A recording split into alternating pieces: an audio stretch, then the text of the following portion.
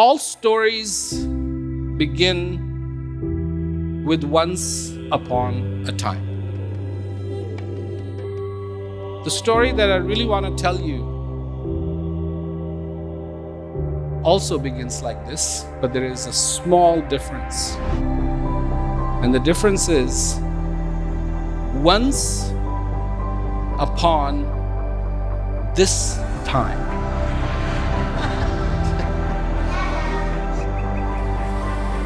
There lives you.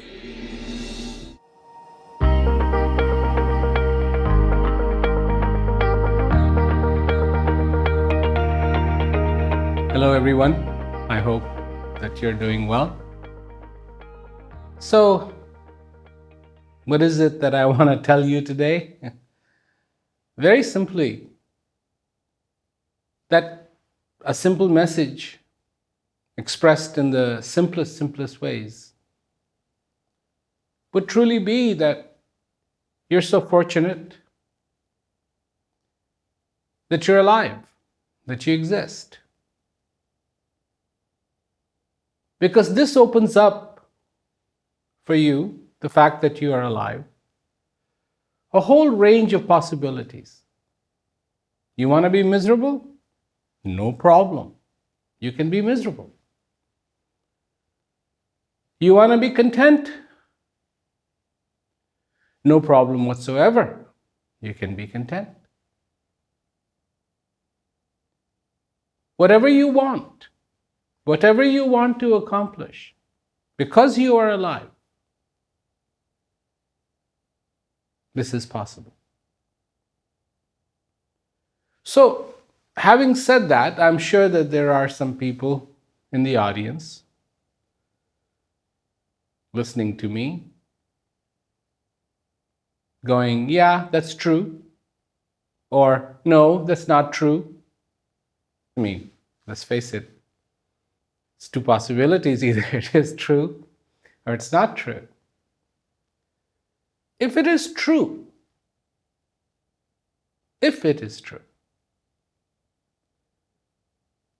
then why don't we take advantage of that? There's still plenty of voices, plenty of ideas that keep coming, cheap, this isn't right, this is wrong, this is this way, this is that way. And I know so many people suffer from that. They are weighed down by their concerns, by their thoughts, by their ideas, by, negative views, positive views, whatever views come your way. And what if it isn't true? What if it is all about a predetermined destiny? You're here and, you are here to just play out whatever that destiny is? Then you're wasting your time even watching this. All you need to do is just crawl it back in your bed, pull your sheets over, close your eyes, and that's it. I mean, whatever is supposed to happen will happen because it's already preordained. You don't have to worry about it. What do you care? In fact, if those are the sequence of items that have to happen, how do you figure into it anyways? Well, what are you going to do about it? I mean, why you, right?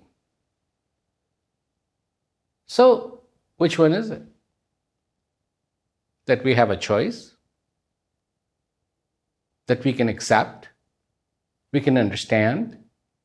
We can open up our horizons? Or we can close our eyes, pull the sheet over our head, and go, well, it's all preordained. Just watch the show. Either it's like a movie theater, and you can go and you can sit down in this life, and the movie has already been shot. You're coming in way too late. Movie's already been shot, it's been already edited, it's already been cut. And you're just there, you paid your, whatever you paid for your movie, you're sitting down, you may as well just watch it. And if you fall asleep, that's not going to affect the movie. It's not like it's going to go and pause. It isn't. But the thing is this a live play? And you're on the stage? And there is a role that you have to play? Or is it like that movie theater? You just sit down, plop back, grab a big bucket of popcorn, and the movie is already being made. So it's got to be one or the other. Well, people who say, it's already been shot, it's already been played, it's already been done, then it doesn't matter if I go and watch the movie. Nothing is going to happen. And what if I'm watching this movie and it's supposed to be entertaining, but I'm hating it? I'm hating every single minute of it. I hate the actors. I hate the plot. I hate the music. I hate the editing. Oh my God, the editing. And so what am I supposed to do? Just sit there and bear it out, grunt my teeth and just, okay, this is how it is? Be miserable? Seems to me like even if I don't have a choice, I do have a choice whether I go in the movie theater or not. And so there is a lot of people who have actually said things from their experience, and they seem to be alluding to the fact that it isn't a pre-shot movie, that it is more like a live play. And you are on the stage. And it is time for you to act. And whether it is an interesting show or it is a boring show, it's up to you how you act, how well you play your part, how well you understand what your role truly is. So, what defines you as a human being? Is it all preordained? Or is it that you have a choice in the matter?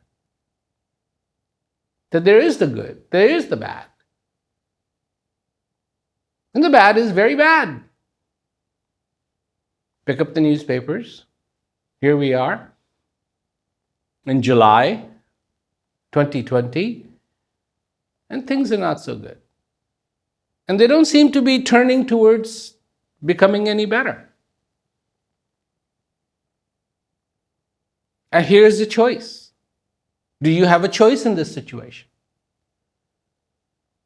Horrible things have been done on the face of this earth. Some of them started as far back as, 1600s, 1700s. And they have gone on and on and on and on and on. And the consequences of those things have been off the scale. It always reminds me that when that tsunami came in Japan, and so much got destroyed. I was reading about it. I was very fascinated. I'm very fascinated with Japan. I like their culture. I like how the country is. They've done a lot of things. But there they are and trying to go forward. Make amends. Go forward. And that tsunami came and it did unbelievable amount of damage. A lot of damage. So I was reading about it, and then I came across this one article where it said that somebody actually a long time ago had written on a stone way up high, up on the mountain. And it said, do not build below this point. And I was like, wow. Somebody was kind enough. And somehow they must have been affected by that tsunami to leave behind a little note carved on a piece of rock for all to see. Do not build below this point. I mean, I could be wrong. That's not maybe exactly what it said, but close enough. So why write that? I mean, if it's a preordained thing, this is what's going to happen to people, why write it, right? Let them bear it out, let them grunt through it, and that's that. But it is avoidable. There is a choice. It is avoidable. And hence the rock, and hence the little note. And hence Socrates saying, know thyself. And hence Kabir saying, what you are looking for is within you. That you don't have to take this on. That truly you can filter out all this that is the garbage and take in the good, the beautiful, the joy, which suits you so well, which suits you as a human being so well. I mean, a lot of people say, human beings are not born with an instruction manual. Well, we don't need an instruction manual. It's automatic. Joy, I like. Pain, I don't like. I mean, if I buy a TV, it tells me, please take care of it, clean it like this, do this, do this. It doesn't tell me all the different ways I can destroy it. It doesn't. And the same thing with me. As a human being, there are certain things that I adore, I like. And those things that I like, that I adore, are precious to me. Are precious to me. This is all about devotion to life. I was looking up that word, devotion. And it's very interesting. Of course, it has religious connotations, spiritual connotations, but it's also very straight. There are people who are devoted to their wives. There are people who are devoted to their dogs. There are people who are devoted to their house. There are people who are devoted to their cars. So we all are devoted in some way. Some people are devoted to their jobs. And then I was reading. I came across this Pandav Gita. So all this time I hadn't heard of it. Here I am, 62. I hadn't heard of it. I came across it. And in that there's this beautiful thing, and this is of course the Mahabharata, the continuation of Mahabharata in a way. And Gandhari. And she is this lady, and she has to marry this king. And when she came and saw her husband, she realized he was blind. And this was a cruel joke on her. And many, many cruel jokes. And she was also the mother of the Kauravas who fought the Pandavas. And Krishna conveniently arranged that war to be so that good could win. So that good could win. And there's many stories, many different versions of stories throughout India. And maybe it's one story somewhere and it has a little bit, slightly different interpretation somewhere else, in another place, another place, another place. And the way I had heard it is Gandhari realizes that her children are going to be decimated in this war, the great war of Mahabharata. They're going to be destroyed. And she goes to Krishna. Because if there was somebody that was very, very powerful in this whole thing, who could have changed something, it was Krishna.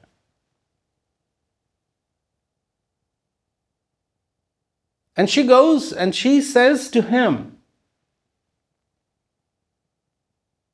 and this is, if you can not be judgmental about it, but listen to what she says, it is so beautiful. And it's very easy to be judgmental, but what she says is, you are my mother. And you are my father. You are my brother. And you are my friend. So, usually in our lives, everybody has a separate category for all of these. But here, her devotion, and maybe her devotion is genuine, or maybe she wants to save her children. It's besides the point. But she says this. And what is that feeling that would evoke something like this in a person? That you are my mother, you are my father. This is the feeling that I'm talking about. You are my brother. You are my friend. You are wisdom. You are wisdom. You are riches.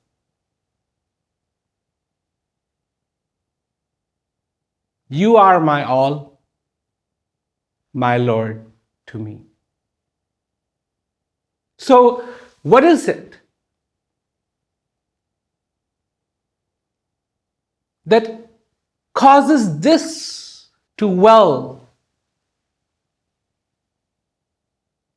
I cannot possibly see a person who is just sitting and going, okay, I'm just watching this show. This is all preordained. Thank you very much. Because if it is already preordained, everything, the film is cut, the film is on, you don't decide when the film comes on. You don't decide when the film goes off. You just sit there, you can open your eyes and look towards the screen and hope all goes well. And you just hope that the team put together a movie that's interesting, not boring. But I have a feeling that for somebody to have this devotion in their lives, in Gandhari's life, to be able to say that, it isn't a person who's just sitting there and going, okay, roll the film. No, they're proactive. It's a very funny thing for her. When she realizes her husband is blind, she blindfolds herself.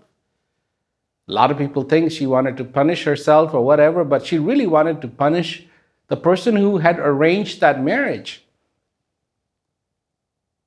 And then she has children. And while she is alive, her children are going to be slaughtered because she didn't raise them. Now, of course, hindsight's 2020, but she didn't raise them the way she should have raised them.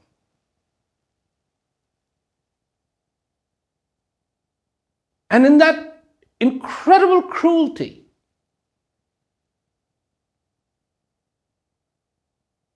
she realizes that she still has a choice. And she goes to Krishna. And she praises him to show her devotion.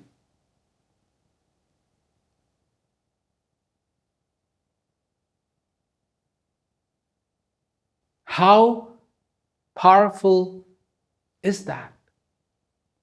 And indeed, how beautiful is that? To have devotion to this breath, to have devotion to this existence, to have devotion to this thing called life, to have devotion of that incredible power that we all have. It's called choice. That we can go forward